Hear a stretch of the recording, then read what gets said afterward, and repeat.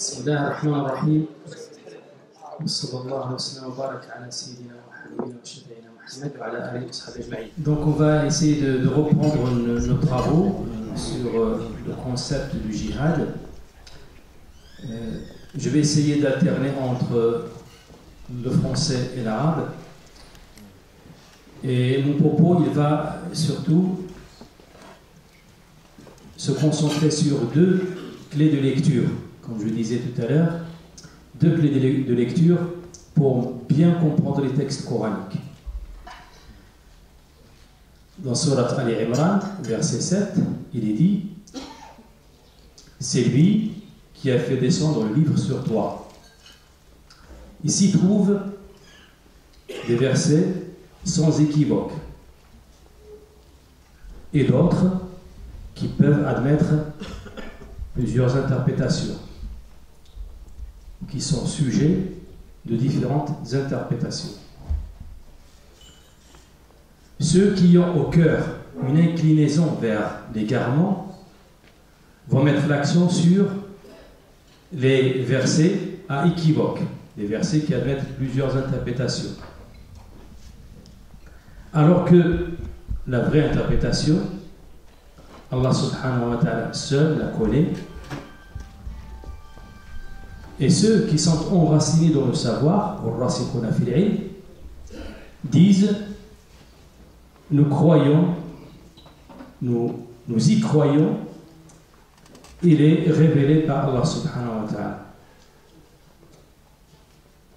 هو الذي أنزل إليك الكتاب منه آيات محكمات هن أم الكتاب وأخر متشابهات فأما الذين في قلوبهم زيغ فيتبعون ما تشابه منه ابتغاء الفتنة وابتغاء تاويله وما يعلم تاويله إلا الله والراسخون في علم يقولون آمنا به كل من عند ربنا وما يذكر إلا أولو الألباب.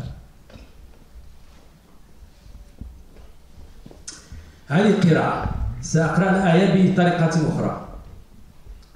وما يعلم تاويله إلا الله قلت والراسخون في علم يقولون آمنا به كل من عند ربنا وما يذكر إلا أولو الألباب. وفي قراءة أخرى وما يعلم تاويله إلا الله هو الراسخون في العلم بعد يقولون آمنا به كل من عند ربنا وما يذكر إلا أولو الألباب. وأنا سأبين لكم أن القراءتين لهما نفس المعنى ولو في الظاهر أنها تختلف في المعنى إذا وقفنا عند الله ماشي بحال وقفنا عند الراسخين في العلم، لكن مع ذلك لو تمعنا في العمق نجد المعنى نفس المعنى سواء وقفنا عند الله أو وقفنا عند الراسخين في العلم. وسأبين لكم كيف ذلك. هذا المفتاح الأول الذي سنقف عنده نشرح هذه الآية معنى ديالها بالضبط، ثم ننتقل إلى المفتاح الثاني. كما ذكرت لكم أن في كلام العرب dans la langue arabe, c'est la deuxième clé. Je sais donc il y a le verset coranique, le verset 7 de la sourate Al-Imran. Je reviendrai sur l'interprétation de ce verset et quel enseignement il porte. Il est très important dans notre sujet du concept du jihad d'être au courant de ce verset coranique. Et puis la deuxième clé qui nous permet de comprendre mieux le texte coranique, c'est de savoir que dans la langue arabe, un mot peut être utilisé pour dire quelque chose de global alors qu'il signifie quelque chose de particulier. Ça c'est très fréquent dans la langue arabe. Avant même que le Coran soit révélé, dans la langue des Arabes, il y a quelquefois un mot qui signifie quelque chose de général, mais en réalité, il désigne quelque chose de particulier. Je donnerai quelques exemples tout à l'heure. Donc commençons par le premier verset. Allah subhanahu wa ta'ala nous dit que dans le Coran, il y a deux types de versets. Les versets sans équivoque, muhkam. Muhkam signifie simplement que l'interprétation, il y a une seule interprétation possible. On peut pas, ou en d'autres termes, on ne peut pas avoir de divergence sur l'interprétation du verset. Tout le monde peut s'accorder facilement sur le sens donné à ce verset. Je vais donner des exemples tout à l'heure. Pour commencer par l'exemple, combattez ceux qui vous combattent et n'agressez point. Dieu n'aime pas les agresseurs. Si toute personne à qui vous lisez ce verset, il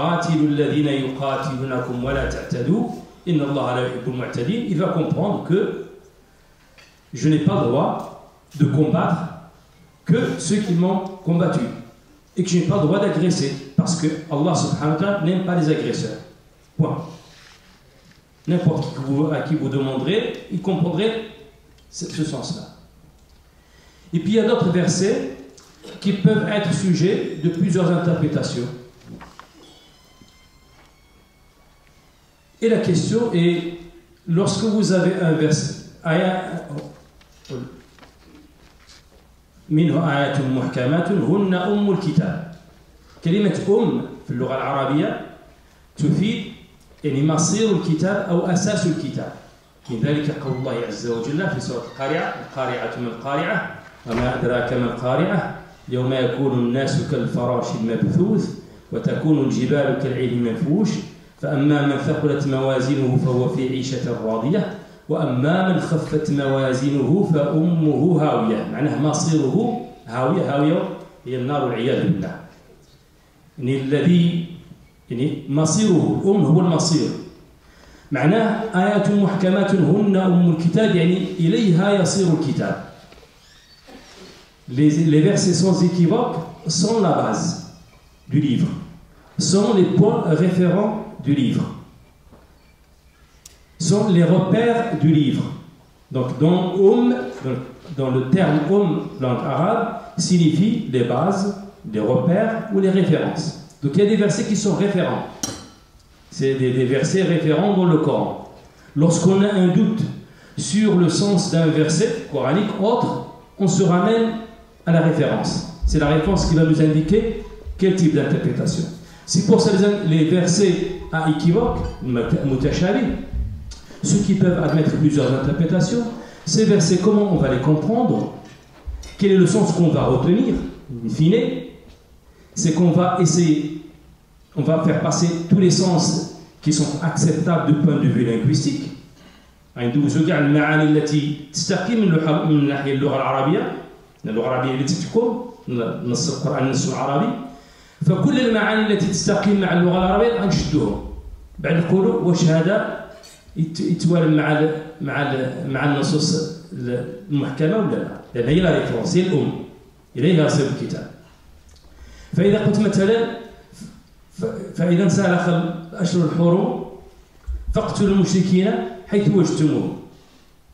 إذن هذه الآية هذه غادي واش نقصد بها نقتل المشركين كلهم كيف ما كانوا، واش غادي نعملوا بالآية ديال قاتلوا الذين يقاتلونكم ولا تعتدوا. إذن هذه الآية هذه هذا المعنى لا يستقيم مع الآية الأولى المحكمة، وسيأتي الشرح ديال. إذن هذه الآية هذه خصها تجمع مع الآية السابقة، لأن كتاب الله عز وجل لا تعارض فيه. إذن الآية المحكمة والآية المتشابهة.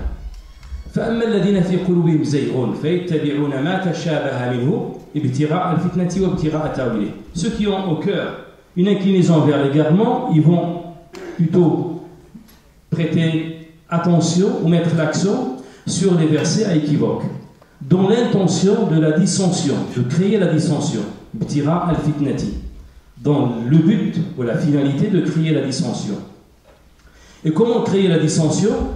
C'est en cherchant des interprétations, c'est en donnant aux versets coraniques des interprétations qui favorisent la dissension. يعني ابتغاء الفتنة يعني غادي يستعملوا التأويل الذي يعينهم على خلق الفتنة. سيبحثون عن التأويل الذي يعينهم على خلق الفتنة. عندهم بزاف ديال التأويلات ممكنة، هما غادي يختاروا ذاك التأويل اللي غادي يخدم المصلحة ديالهم. المصلحة ديالهم هو زرع الفتنة. وما يعلم تاويله إلا الله. ولكن التأويل حنا الله تعالى كيقول لنا التأويل ماشي أي واحد يأول من نفسه من تلقاء نفسه من الهوى ديالو. التأويل شكون اللي كيحدد التأويل ديال كتاب الله عز وجل؟ الله عز وجل هو الذي يحدده. الله تعالى هو الذي أنزل الكتاب على النبي عليه الصلاة والسلام، وهو الذي بين للنبي عليه الصلاة والسلام ما نزل إليه، وأمره أن يبين للناس ما نزل إليه. النبي عليه الصلاة والسلام مأمور باش يبين ذاك الشيء اللي علم الله تبارك وتعالى يعلم الآخرين. وأول من يعلمه يعني الناس الراسخون في العلم يتعلمون من النبي عليه الصلاة والسلام، هم ورثة النبي عليه الصلاة والسلام. فإذا هذا وما يعلم تاويله إلا الله، معناه أن الذي يحدد معنى الآية هو الله عز وجل، وبعد ذلك يعلمه، يعني هذا يعلمه للأنبياء الذين أرسله، النبي الذي أرسله، ثم النبي صلى الله عليه وسلم الذي تشبع بالقرآن الكريم بالمعنى الصحيح للقرآن الكريم، هو يبلغه لأمته. إذن وما يعلم تاويله إلا الله. إذا وقفنا هنا نقولوا والراسخون في العلم. شنو كيقولوا الراسخون في العلم؟ الراسخون في العلم كيقول هذه الآية الابتدائية، والراسخون في العلم يقولون آمنا به كل من عند ربنا. كيقولنا الآن كيبين لنا المنطق ديال الراسخين في العلم كيفاش كيتعاملوا مع القرآن. الراسخون في العلم كيفاش كيتعاملوا مع القرآن؟ كيقولوا أن القرآن كله من عند الله عز وجل. إذا كان من عند الله عز وجل إذا يستحيل يوقع في التعارض والاختلاف، ولو كان من عند غير الله لوجدوا فيه اختلافا كثيرا. فالقاعدة عندهم بما أن كتاب الله عز وجل نحن مؤمنون بأنه كله من عند الله عز وجل، فيستحيل أن يقع التناقض بين آية وآية. فإذا وقع التناقض الظاهر بين آية وآية لابد أن نرجع إلى المحكم، لأن المتشابه شكون اللي كيحكم عليه؟ المحكم. فإذا الراسخون في العلم الطريقة ديالهم في الفهم ديال كتاب الله عز وجل كيديروا؟ كيبقوا يشوفوا الآية، إذا شافوا فيها معاني كثيرة شنو غادي يديروا؟ كيقولوا في نفسهم، كيقولوا هذا الكتاب منزل من الله عز وجل، كله منزل من الله عز وجل، لا يمكن أن يقع فيه التعارض والاختلاف بين آية وآية. فإذا نرد هذه الآيات إلى الآيات المحكمات، فينبغي أن تكون منسجمة معها، فإذا انسجمت زال اللبس.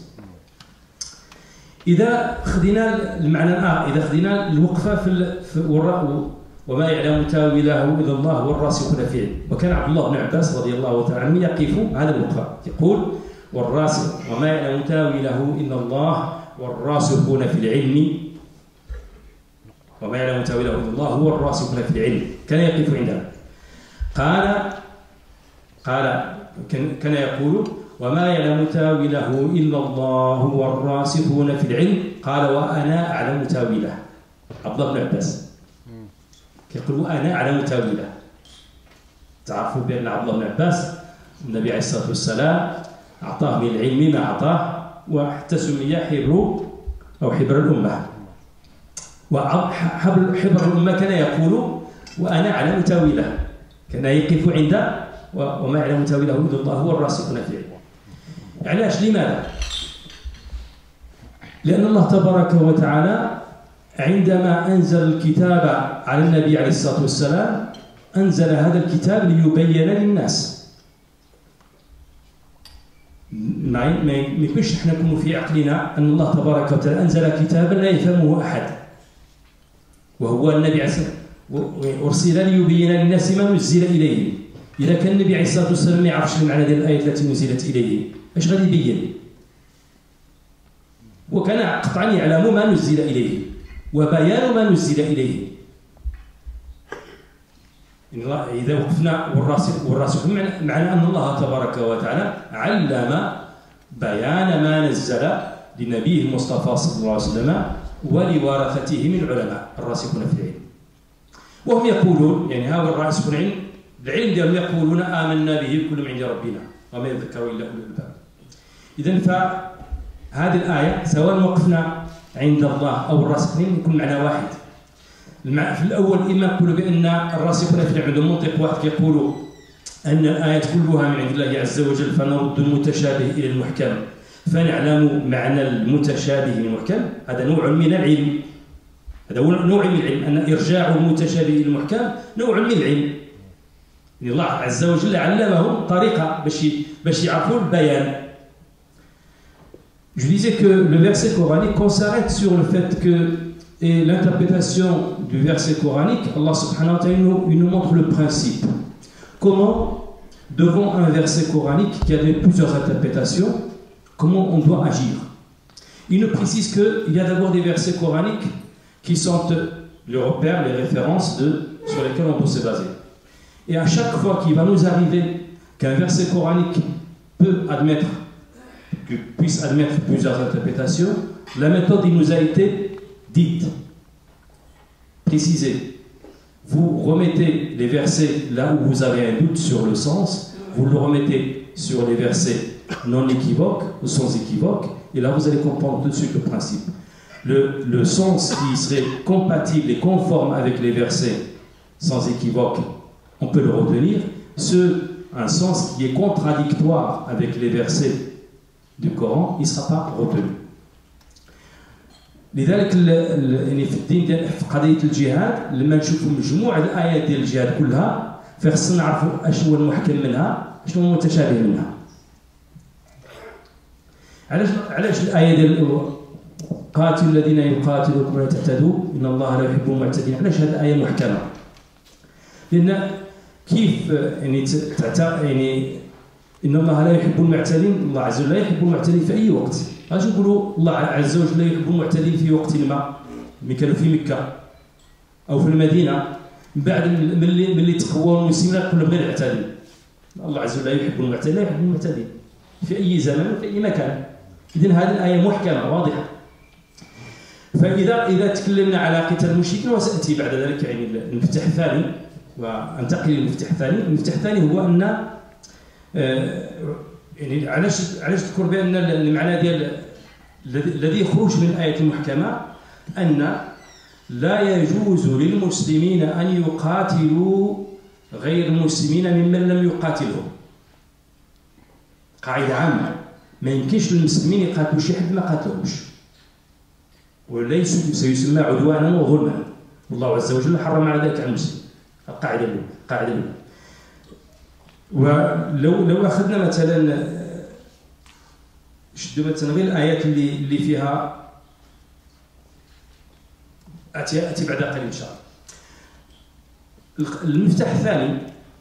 المفتاح الثاني هو ان الكلمه في اللغه العربيه قد تاتي عامه تفيد العموم، تقدر تاتي عامه ولكنها تفيد الخصوص. وذكرت لكم مثال سابق ديال انه الله تعالى بل فلما رأوه عارضا مستقبل أوديتهم قالوا هذا عارض ممطرنا بل هو ما استعجلتم به ريح فيها عذاب أليم تدمر كل شيء بأمر ربها فأصبحوا لا ترى إلا مساكنهم. فأن الله تبارك وتعالى وخص عن كل شيء معناه ليس معناها أن كل شيء. أو ألم تر الذين قال لهم الناس إن الناس قد جمعوا لكم فاخشوهم فزادهم إيمانا وعلى ربهم يتوكلون وقالوا حسبنا الله ونعم الوكيل. هذه الآية إن الناس الذين قال لهم الناس إن الناس، شكون هذا الناس اللي قالوا؟ قال نعيم بن يعني واحد من المشركين هو الذي قال إن الناس قد جمعوا لكم. الناس ماشي كاع الناس كلهم جمعوا، الناس ديال مكة ديال قريش اللي جمعت، مع ذلك سماهم الناس بالجمع. لأن السياق ديال القرآن، السياق ديال الآيات كيبين لنا شكون المقصود منهم. فكذلك ديال الآية ديال سورة التوبة المشركين، هذوك المشركين اللي مذكورين فاقتلوا المشركين حيث وجدتموهم هم المشركين الذين نقضوا عهدهم مع رسول الله صلى الله عليه وسلم وتعاقدوا مع القبائل العربية لحرب رسول الله صلى الله عليه وسلم، كما ذكرهم سيدي فريد قبل قليل. يعني بين يعني أسباب النزول. معناه أن المشركين المقصودين هنا إذا قرينا السياق القرآن كله غادي نجدوا الناس المشركين الذين خانوا عهودهم وقاتلوا النبي عليه الصلاة والسلام، يعني خرجوا على العهد ديال الصلح اللي كان بيناتهم ومشاو قاتلوا. هذا هو المأمور بالقتال.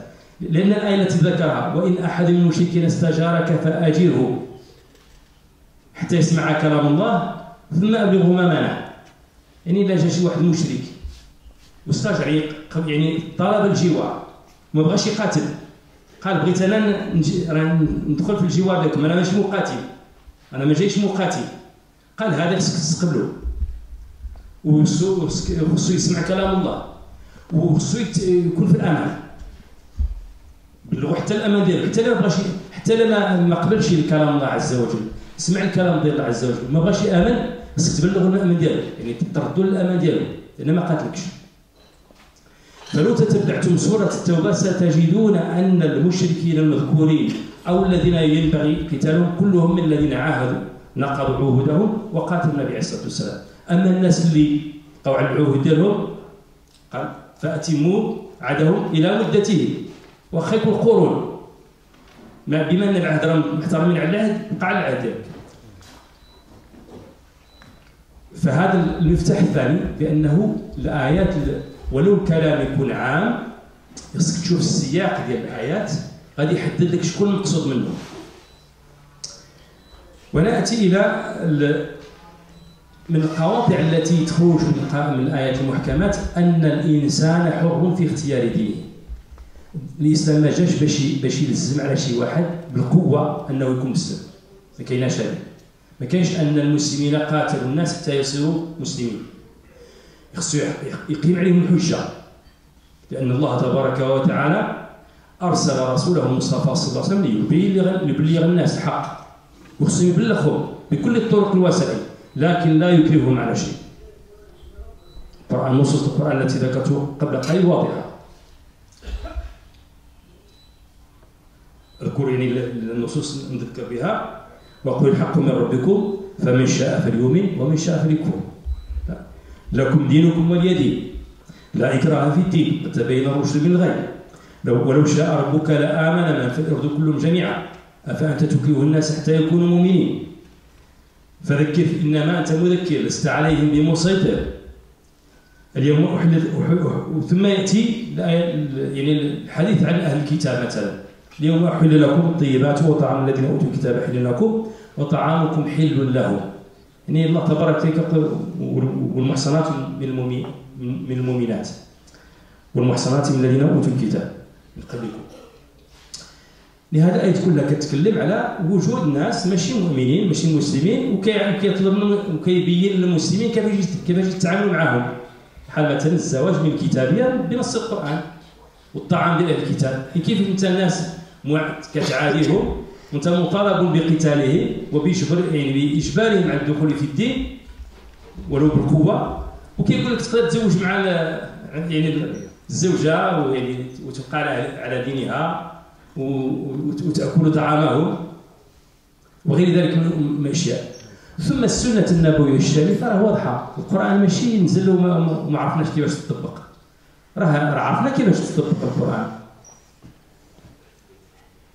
يعني ناخذ مثلا كما قلت وثيقه المدينه هو الدستور، لما وصل النبي عليه الصلاه والسلام المدينه اول شيء وضعه قال حدد العلاقه مع غير المسلمين، المدينه فيها المسلمين وغير المسلمين، كيفاش نحدوا العلاقه؟ دار دستور، كل واحد بين الحقوق ديالو الواجبات ديالو. ومن هذه الجمل اللي ذكرته قبل ذلك قال: اليهود امه من المؤمنين لهم لليهود دينهم وللمسلمين دينهم.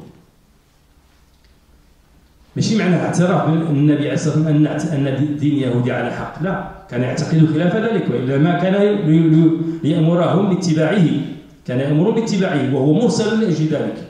لكن مع ذلك يقول لهم: انتم اللي بغيتوا تبقاو على الدين ديالكم راكم احرار، لكن يوم القيامه ستسالون عن القيامه، انتم تحملوا مسؤوليتكم يوم القيامه امام الله عز وجل. اما لست مجبرا ان اجبركم على اتباع الاسلام. وقد ذكرت يعني في السيره ديال النبي عليه الصلاه والسلام من غير هذه الوثيقه، يعني الحياه ديال النبي عليه الصلاه والسلام كلها، يعني ما كاينش شي امام يصعد فوق المنبر وما يذكرش الجار اليهودي النبي عليه الصلاه والسلام. كان النبي عليه الصلاه والسلام جارا يهوديا، وكان يعني كلما ذبح شاة قال لاهله: هل اعطيتم لجار يهودي حقا؟ وغير ذلك من الايات التي من الاحداث التي وقعت في سيرة النبي عليه الصلاة والسلام، كما ذكرت لكم قبل قليل قضية ولد جاره الذي كان مريضا وزاره النبي عليه الصلاة والسلام. وهناك كذلك أن النبي عليه الصلاة والسلام مرت به جنازة يهودي، جنازة يهودي، فقام لها، وقف النبي عليه الصلاة والسلام فقيل له إنها جنازة يهودي فقال الرسول عليه الصلاة والسلام أوليست نفسا معناه كأن القاعدة العامة أن بني آدم مكرمين ولقد كرمنا بني آدم عامة فكر ولقد كرمنا بني آدم ما قالش وكرمنا المسلمين أو ولقد كرمنا بني آدم فالنبي عليه الصلاة والسلام ذكرهم بأن هذه نفس بغض النظر عن اختيارها شنو اختارت كدين لكن كتبقى نفس لها كرامتها يعني كرامة عندنا في الدين ديالنا كرامة واحدة. Je disais que la deuxième clé, c'est que le fait qu'il y a des expressions arabes qui peuvent, dans l'apparence, signifier quelque chose de général, mais en réalité, elles parlent de quelque chose de particulier. Et qu'est-ce qui précise le sens particulier que veut dire ces versets? C'est le contexte dans lequel il suffit de lire le texte dans son ensemble, dans sa globalité. Et puis en comparant toujours avec les textes sans équivoque. Et je disais que la relation qu'avait parmi ce qui va ressortir de ces versets sans équivoque, c'est que la liberté religieuse, elle fait partie intégrante de la religion musulmane. Allah subhanahu wa ta'ala, il rappelle à son prophète Muhammad sallallahu alayhi wa sallam que les gens sont libres de croire ou de ne pas croire, mais ils sont responsables. Il lui demandait de montrer la voie, d'éclairer et de rappeler sans cesse les gens à la voie qu'Allah subhanahu wa ta'ala lui a révélée. C'est son rôle, c'est sa mission comme prophète. Mais il lui a rappelé également que ce n'est pas à lui d'obliger les gens à devenir croyants. Il n'a juste, ce qu'il a comme mission, c'est de montrer la voie, de la présenter par tous les moyens, sans cesse, en rappelant avec les arguments, avec tout, mais in fine, la personne, à la fin, il aura le choix de croire ou de ne pas croire. Et personne n'a le droit de l'obliger par la force. Parce qu'une conviction, d'ailleurs, elle ne peut pas se faire faire. La conviction est dans le cœur, elle ne peut pas forcer quelqu'un à croire à quelque chose s'il ne veut pas croire à cette chose. La foi est dans le cœur d'abord. Après l'acte ou l'action, elle va confirmer cette foi qui est dans le cœur, mais la foi est d'abord dans le cœur. Donc la liberté religieuse, c'est un principe fondamental dans notre religion. Et c'est d'ailleurs, si vous regardez la vie du prophète Mohammed sallallahu alayhi wa sallam, dans le premier pacte, celui qui va régler la cohabitation des musulmans et des non-musulmans à l'intérieur des Médines, ce qu'on appelle le pacte de Médine. Ce pacte de Médine, dans l'un de ses paragraphes, il dit clairement que les Juifs font partie de la communauté des croyants. En sens, lorsqu'on dit communauté des croyants, c'est la communauté des Médines. Ils font partie de la communauté des Médines. Dans cette communauté des Médines, les Juifs ont leur religion, les musulmans ont leur religion. Je précise bien que ce n'est pas la même religion. Mais chacun a sa religion. Et le prophète Mohammed sallallahu alayhi wa sallam appelle les musulmans à respecter la liberté de chacun. Et puis on le voit clairement, le voisin du prophète Mohammed sallallahu alayhi wa sallam qui était juif, à chaque fois que le prophète Mohammed sallallahu alayhi wa sallam recevait quelque chose de bon, il disait à sa famille: est-ce que vous avez donné à notre voisin juif sa part? Il considère que le voisin avait droit à une part dans les choses qu'il avait. Et j'ai cité l'exemple de tout à l'heure, le fils du voisin juif du prophète Mohammed sallallahu alayhi wa sallam est tombé malade. Et le prophète Mohammed sallallahu alayhi wa sallam avait donc ses habitudes de rendre visite aux malades, à ses voisins malades, qu'ils soient musulmans ou pas. Donc il apprend que le fils de son voisin était malade, juif, il va lui rendre visite. Le voyant pratiquement dans les derniers instants de sa vie, en tant que prophète, il a une responsabilité d'appeler à la voix, à son message. Donc il assume sa responsabilité. Il dit aux jeunes qui étaient dans les derniers instants de sa vie, il dit: la ilaha illallah j'intercéderai auprès de mon Seigneur en ta faveur. Et l'enfant, il regarde son père comme s'il voulait le consulter. Et le père, il dit à l'enfant, réponds à Abul Qasim. Abul Qasim, c'était le prénom du prophète, le nom du prophète Mohammed sallallahu alayhi wa sallam. Il dit réponds, c'est-à-dire réponds à sa demande. Là, vous voyez la différence entre ceux qui parlent aujourd'hui, parmi les musulmans, qui veulent justifier la haine d'un juif. Nous ne trouvons nulle part dans les textes coraniques ou dans la tradition du prophète Mohammed ce qui leur permettrait de faire cela. Le prophète Mohammed jusqu'au dernier moment de sa vie, il regardait la personne avec un cœur miséricordieux. Dernier moment d'instant, il va quand même insister pour lui rappeler de dire la ilaha illallah. Alors que ceux qui prétendent dire faire le djihad, ils vont aller tuer sans prévention, sans rien. Quelle différence entre celui qui va chercher à sauver la vie d'une personne jusqu'au dernier moment et celui qui va essayer par tous les moyens de l'ôter. Il n'y a pas de comparaison. Donc à Médine, il y avait des juifs qui étaient même voisins du prophète Mohammed sallallahu alayhi wa sallam. L'un des hadiths de Sahih al-Bukhari, dans lequel il dit le prophète Mohammed sallallahu alayhi wa sallam est décédé alors que son armure était hypothéquée chez un commerçant juif pour la nourriture.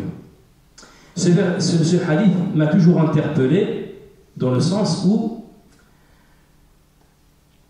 d'abord le prophète Mohammed n'était pas, en fait, il était obligé d'emprunter pour vivre, pour des aliments, consommation. C'est pas quelqu'un qui vivait avec le. Et le fait qu'il ait emprunté à un juif, si vraiment la vie à Médine, la cohabitation à Médine était difficile, et que les rapports entre le prophète Mohammed sallallahu alayhi wa sallam et les non-musulmans étaient difficiles, pourquoi il irait emprunter à un juif alors que parmi ses proches, les plus proches, Sidna Uthman, Abu Bakr as-Siddiq, Abdurrahman ibn Auf, et j'en citerai plusieurs compagnons, étaient les plus proches de Sidna Rasulullah sallallahu alayhi wa sallam. Ils étaient riches, ils auraient pu lui prêter. Il n'avait pas à emprunter à quelqu'un avec qui il n'a pas des relations normales. Si le prophète Mohammed a emprunté auprès de ce juif, c'est que dans la vie de tous les jours, ses rapports avec les musulmans et avec les juifs étaient les mêmes en termes de la vie au quotidien. Il les considérait comme des citoyens à part entière et à ce titre, il traitait avec eux de la même manière. Et le prophète Mohammed est décédé alors que son armure était hypothéquée. C'était la tradition de l'époque. L'hypothèque était une façon de garantir la dette.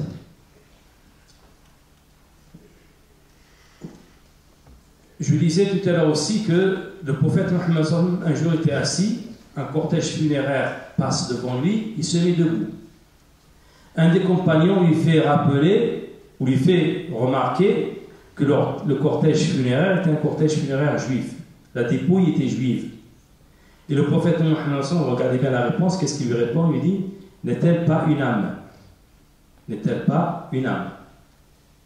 Donc dans la tradition du prophète Mohammed, il y avait une différence entre le fait d'appeler les autres à la voie, parce que c'était sa mission en tant que prophète, et le fait de respecter les gens pour ce qu'ils sont.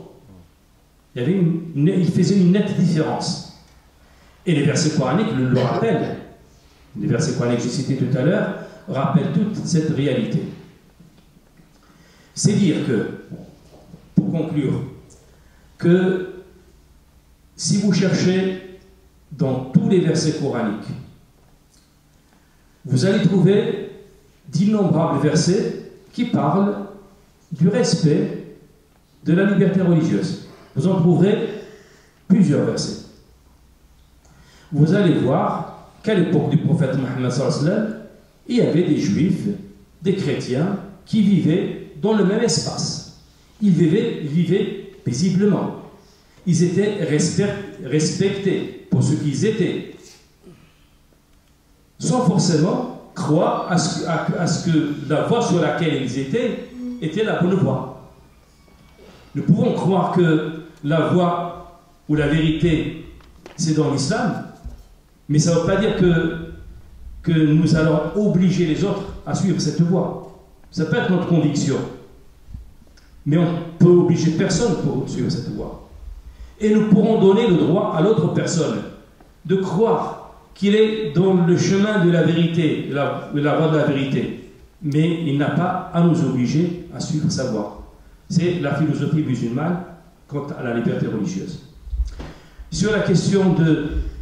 il y aura l'échange avec la salle sur ces thématiques-là, mais ce que je voulais, surtout, sur les choses sur lesquelles j'ai insisté, c'est le fait que les textes coraniques, la tradition du prophète Mohammed, mais aussi l'histoire humaine, parce que les textes coraniques, la tradition musulmane, elle a derrière elle 14 siècles d'existence.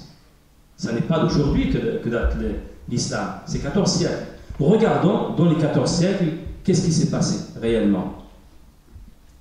Vous avez entendu parler des Yézidis d'Irak, où le groupe Daesh commençait à massacrer. C'est des massacres, c'est des réels massacres. Il ne faut pas vivre dans le délit. C'est des Yézidis qui ont été massacrés par des ignorants se réclamant de la religion musulmane. Des criminels, des terroristes qui se réclament de la religion musulmane. Ceux-là, ils ont tué des Yézidis. Ils ont tué des chrétiens. Ces mêmes Yézidis, ces mêmes chrétiens qui ont vécu tous ces siècles jusqu'à nos jours en Irak. Vous pensez qu'à l'époque des Abbassides, il y avait 11 000 églises en Irak qui étaient protégées. Vous avez le statut de protégé par le gouvernement musulman, par le sultan. C'est lui il y avait un budget pour la protection des églises et leur réhabilitation. 11 000. Les mêmes chrétiens, ils sont encore en Irak. Les Yézidis sont encore en Irak, depuis l'époque où il y avait les Sahaba, à nos jours. Les chrétiens d'Égypte, ils y sont jusqu'à aujourd'hui, depuis l'époque du prophète Mohammed. Les Juifs du Maroc, du Yémen, dans tout le monde musulman, les Juifs, ils ont vécu des siècles et continuent à vivre.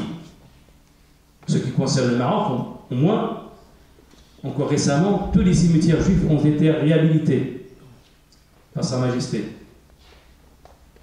Une synagogue a été inaugurée par un Premier ministre. Un conseiller de Sa Majesté et de confession juive. Les citoyens, à l'époque où les Juifs de France étaient menacés de déportation, où le gouvernement de Vichy avait accepté de déporter des citoyens français de confession juive et les donner en Asie, le feu Mohamed V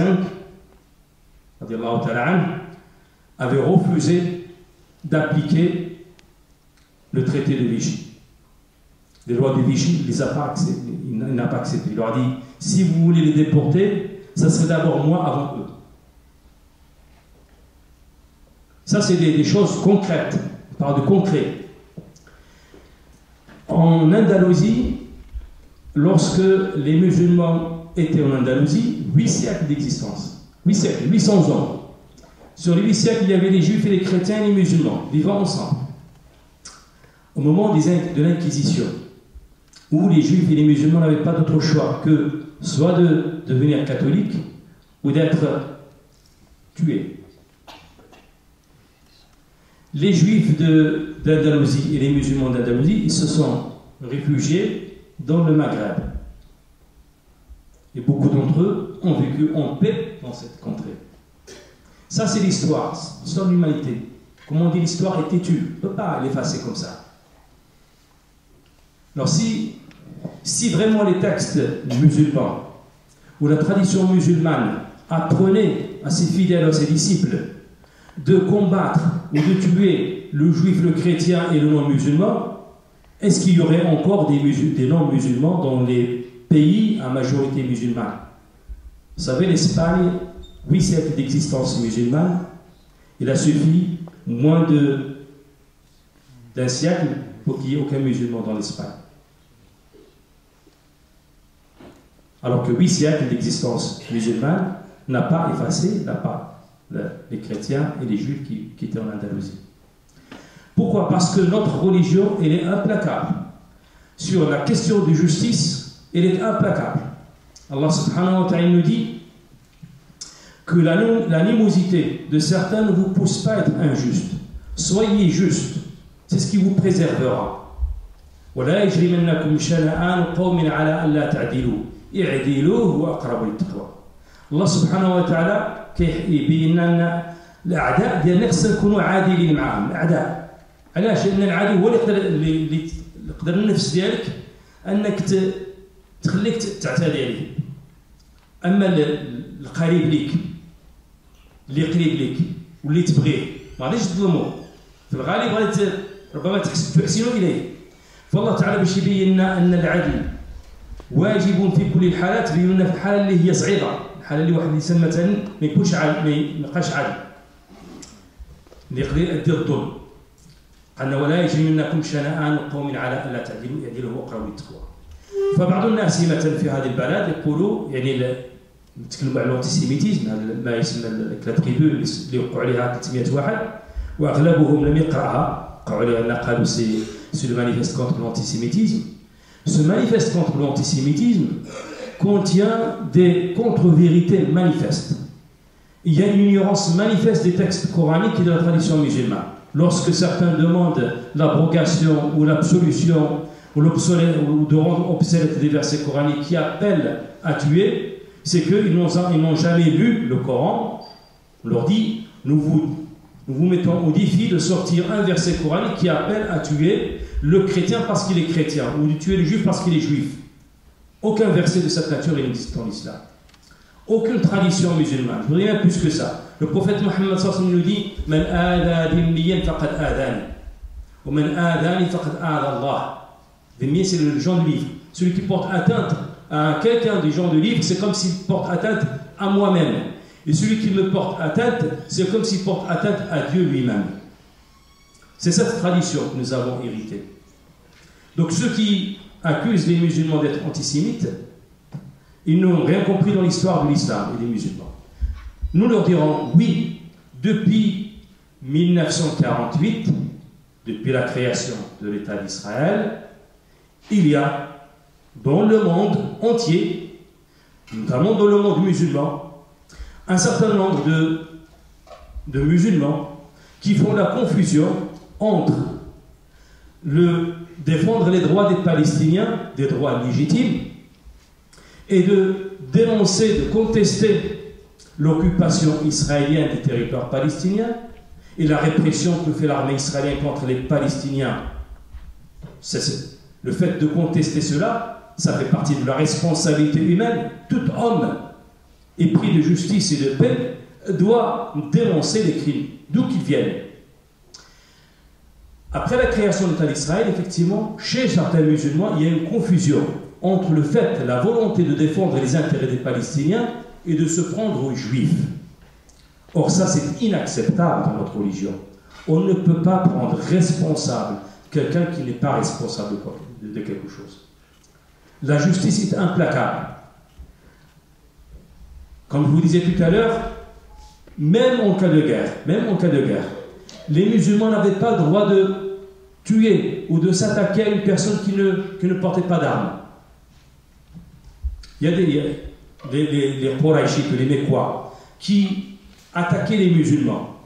Lorsque les musulmans il leur était autorisé de répondre, de se défendre, il ne leur était pas permis de combattre ou de tuer quelqu'un qui ne portait pas une arme.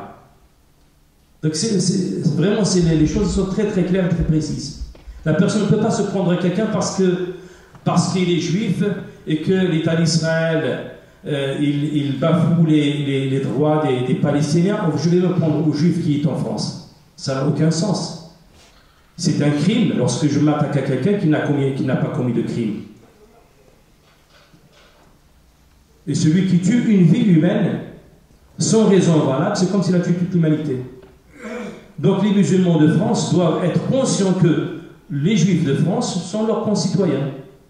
Nous avons les mêmes droits, les mêmes devoirs. Nous vivons sur la même terre, nous appartenons à une même nation et nous devrions vivre ensemble.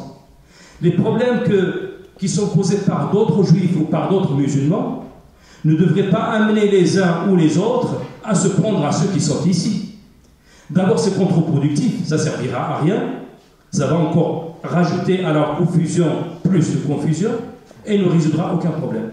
Et puis, c'est pas juste. Allah subhanahu wa ta'ala nous dit de rester juste, même avec nos ennemis. Alors que dit-on avec nos concitoyens qui ne nous ont rien fait? Donc ceux parmi ceux qui prétendent défendre la cause des Palestiniens en s'attaquant aux Juifs de France font fausse route et la religion ne leur donnera jamais raison. Elle leur dira que vous êtes dans l'égarement. Vous êtes en train de commettre une injustice envers des personnes qui doivent être respectées, comme les musulmans de France doivent être respectés. Ce n'est pas parce que les Daesh ou Al-Qaïda ou d'autres vont commettre des crimes que les musulmans de France doivent être pris responsables pour leurs crimes. Les musulmans de France ne sont pas Daesh, ne sont pas Al-Qaïda.